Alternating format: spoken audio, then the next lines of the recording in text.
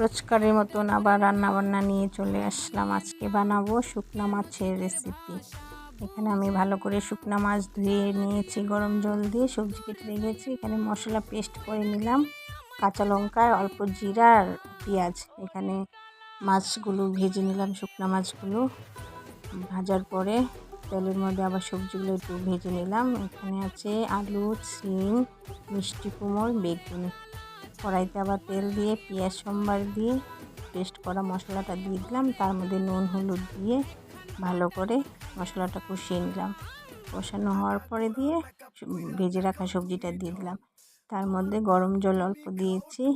শুকনো মাছের রেসিপিটা মাখা মাখা হবে, বেশি ঝোল দিইনি। এখন ভেজে রাখা শুকনো মাছগুলো দিয়ে দিলাম, উপর থেকে অল্প ধনে পাতা দিয়ে দিলাম, দিয়ে নাড়াচাড়া করে নামিয়ে দিয়েছি। দেখতে কেমন হয়েছে শুকনো মাছের রেসিপিটা কমেন্ট করে বলবে।